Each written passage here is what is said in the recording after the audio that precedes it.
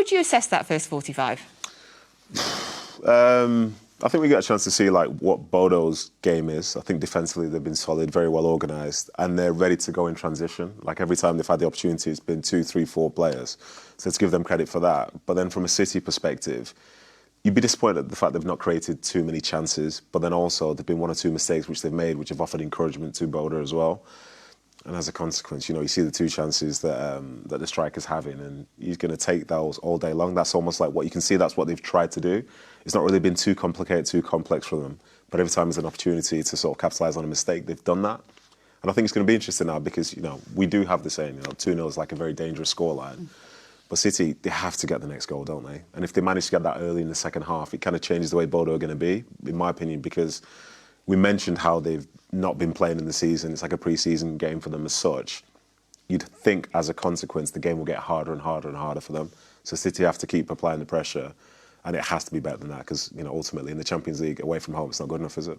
I appreciate that kind of positive spin on it. Yeah, I tried. Trust me, I tried. Hopefully they'll knack her out and we can't get any worse. Like, I am feeling that, Nedum. I totally agree. In terms of the stats there, you can see City with 70% of the possession, but just the 1 shot on target. Bodo with the 2 shots on target and the 2 goals as well. In terms of, let's have a look, distance covered, Bodo running more than City. Passes completed, City higher than that. So, yeah, I mean, 70% possession. City had a lot of possession, particularly in the first 50 minutes. It was up to like 76% at one point, but obviously not creating any huge chances from that big possession. Steph, we spoke to our Norwegian football expert, Jens, before the game, and what he basically told us about Bodo is exactly what we've seen in that first 45 minutes. He said that they would break quick, that they'd try and get to us on the counter, that they would run a lot, that they would be intense. And, I mean, in terms of the counter, that's what got us on the first one, but we've seen it a few times from them. When they get the ball, they break fast. Yeah, they really do, and I think they've got players in them areas that have got the attributes with pace and quality. I think, of course, the strikers had three shots on target, which 2 of them were goals, and I think their game plan is to respect City, and I think it's a very smart way of trying to have them transitional moments, to have them counter-attacker moments, and they've really took advantage of that. But I think there's a lot of work for City to be done. I think when we're speaking about 70% possession, I think it's what you do with that possession. I think you have to hurt teams at this level because even though Bodo is probably not one of the biggest clubs in this Champions League format, but they've taken their chances as Champions League football, and when you're at home as well, it's about getting the fans on your side as quick as possible, and they've certainly done that. But I think we haven't been at our level. I think across the board, from the defence, midfield, forward, you're thinking that chance just before half-time, Haaland would normally take that, but a lot of work to be done. But I think with what Nedum said in terms of if we can score that next goal quite quickly, I think the mindset does change of the opposition. Yeah, absolutely. We've got to hold on to that positive thought while we're having that. The worry for me at the minute, Nedum, slipping back into the negative again, is I'll try to forget Saturday. I wanted to forget Saturday as quickly as I possibly could. This feels a lot like Saturday. Possibly at some of the worst moments on Saturday, yes, but I think what's different is, say, with the 2 goals, as I remember them, like there were a couple of individual errors from like the defensive side of things. I think in the game on Saturday, some of the transitions came from City being in the attacking third, and that's not really happened as much, if you know what I mean. And I think for Bodo as well, they're not sending 3, 4, 5 players in those transitions from deep. I think they're timing their runs pretty well. And I think for me, like for the way that this game is going, as it should be in the Champions League, if you make mistakes, you will be punished no matter who you're playing against. Just because they're in a different pot to you doesn't mean they're not deserving of being in that position. We have showed a little bit of vulnerability when we have the ball, and I know it sounds so stupid to say, but that's when you are most vulnerable, and I think that's something that, as this team's developing, it is about trying to really think, what if I do lose this ball in this moment? Your centre-halves are organising, your goalkeeper's organising, and Nedum said it is 2 individual mistakes. We spoke about the pitch, especially on the second goal with Max Alé, the bounce of the ball is just so different to what it would be on a grass pitch, and it's not to throw excuses because Max should just defend the ball, but I think then it adds on to like people making different decisions that they wouldn't normally do, and it has been a poor half in the sense of what we are so used to is City controlling the ball and being able to create chances for our main players, and we just haven't been able to do that. So I think it'll be interesting to see how we come out in the second half and how we really reorganise, but also we have to up the tempo a lot more, and even me and Adam spoke about it during the game, like we have to really stretch this team. We have to have runners that want to run into space and create problems, and I think we've been sometimes a little bit too static. Well, why does it feel like in this game and on the game on the weekend as well, that when we lose the ball, yeah, we're high up the pitch, we're pressing, but when we lose the ball, why do we suddenly feel so vulnerable when it's not something that we've said about City, you know, in the past a lot? I think sometimes it just depends how you lose the ball. You know, if like essentially fundamentals are like football. If you have the ball, you try and make the pitch as big as possible. So people will be high and wide. Like in this half, you've seen times where Nouri, you've seen Nick O'Reilly, they're high up on that side. And you have the two centre-halves and maybe a couple of players in the middle. If the ball gets turned over back there, then the other team are ready to go. They're coiled and ready to go. They're facing the direction they want to be running towards. And as a consequence, like, they will always appear to be more dangerous because they're running into space. There's always a counter to every sort of tactic that you want to have. And if you play against a team that has tons of possession, then you'll always have an opportunity in transition. But I think for me, where we've seen better versions of City throughout the season and in the past, is through that possession that they'd have, the other team would have no momentum in the game whatsoever because they'd make fewer mistakes and it'd be more a case of controlling the game as opposed to just controlling possession. So I wouldn't necessarily... Like, the weekend was filled with errors from basically the first whistle to the final whistle. I don't think this has been exactly the same for City, but I think I'm with Steph. I think you've got to keep these teams honest, and I think if you can manage to stretch the game as in to get behind the side, if we were playing in defence now, if we're constantly facing you and the goal's behind us, we're in a great position. From when we turn around and we're running back towards our goal, we have no idea where anyone else is at that point, and you're defending basically by yourself. I think City need to find that. And if they find more of that, then maybe they can play some of the shorter passes and control the game in the final third that they're trying to do. Thank you. Yeah, thank you very much, Adam, as always. Thank you, Steph, for the minute. We are going to go back over now to Norway. Oh, I was thinking about them during the game. I was thinking, oh, poor FG and Shells. They've gone all the way over there and they've watched that, as have the other 450 Manchester City fans.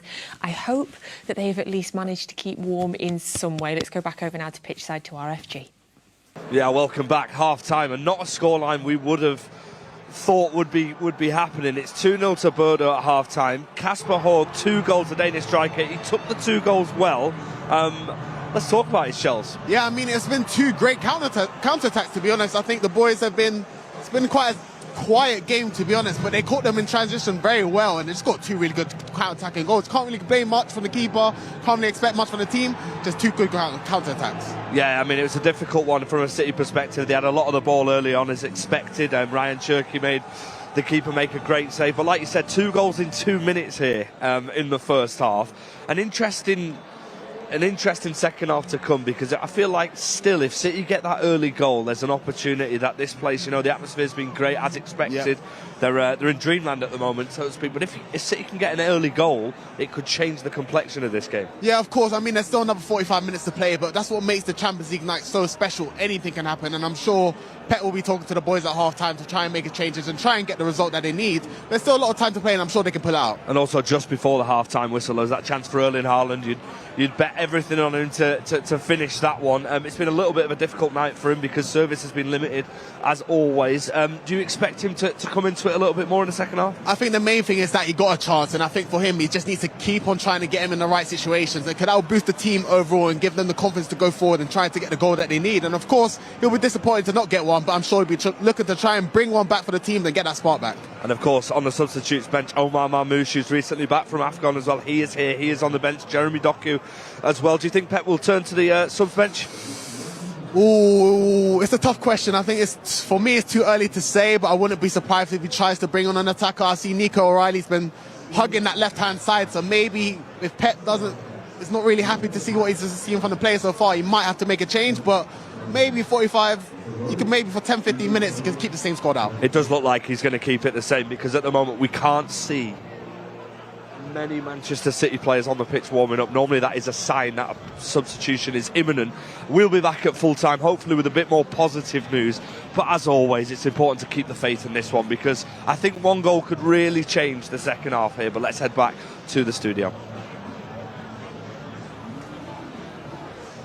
Oh, thank thank you so much to FG and to Shells. They look so cold. I'm sending you so much love and so much warmth as well, and I appreciate the positivity there from FG. Yes, I feel like we can turn this one round as well. Now, just before we go on to talk about what we'd like to see in the second half, which is obviously completely different to what we just saw in the first half, when FG and Shells, a little bit early on, you would have seen it in the show, we asked them to jump in the Norwegian Sea. God bless them, they're up for anything, aren't they, the two of them? But guess what? We didn't just ask them to do it once, we only got them to do it twice. Oh, boys, let's have a look at this. Hello and welcome to Matchday Live. We are in Bodo, myself and Shells. Yes, we was here, part of the esports team, connected with the Bodo guys as well, doing some cool activations and even jumping in the lake. Yeah, speaking of jumping in the lake, I think it's only right that we do that right now. Stay tuned for updates from us in Bodo. Let's go, Shells. Come on, Steve! He jumped on top of me. That was a bad idea! Bad idea! Right, let's head to the studio anyway. Stay tuned for some more updates. Hurry up, Shells. Bad idea. Ready to go? Ready to go, brother. Oh! For us? Yes. Yeah, first take was fine. You're lying. You're lying. You're lying. You're lying. You're lying. Fine. No, Shells.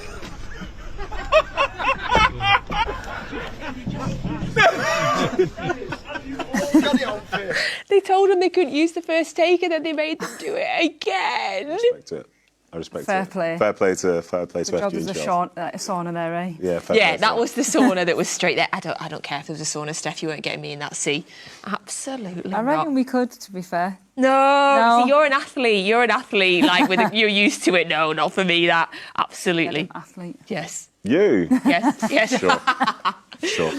Okay, so it's a fairly obvious question in terms of what do we want to see in the second half. But you know, I joke there saying completely different to the first half. But on a serious point, though, Steph, what do you want to see them do? I think me personally, I think looking at the game, I think if we can get a few more runners, I think potentially the likes of Doku coming on just to try and get at the full-backs and try and allow their defence to drop a little bit deeper, because I think if you can get people in behind and stretching the game, we've got more chance of scoring. But also, if them pockets do open up, you look at the likes of Shirky, you look at the likes of Ford, and that have not really been in the game that much, that they can really try and influence it. And apart from the obvious, we need a couple of goals. Yeah, I would agree. I'd maybe take some more shots from like the edge of the box. I think when you see a team sort of drop back in to at times a low block, that is the bit of magic sometimes you need to get through to goal. And they've got enough players that are good enough to do it. And in some ways, I'll be honest, I respect the fact that the manager's sending out the players again to go and do it. Yeah. You know what I mean? Like, as a player, when you've not had a great half, like, I always want to redeem myself in the second half. So here's their chance. They're probably going to have 15 minutes and, you know, let's see what they can do. Yes, they can do it, I believe. We'll be back here at full time where, do you know what? We're going to be talking about a 3-2 City victory. I can sense it in the air. Right, back over second half commentary to Alistair Mann and Kit Simons. Thanks, Natalie. Yeah, it is the same 11 that began the game. Just a reminder that on the bench there are quite a number of academy players. The seniors are Omar Marmoush and Jeremy Doku in an attacking sense, and Nathan Ake in a defensive sense. The others, two goalkeepers, Kian Noble, Tyrone Samba, Divine Mukasa, Charlie Gray and Stefan Funny. So there aren't too many options, but one imagines at some point we might well see Doku and or Marmoush, but not at the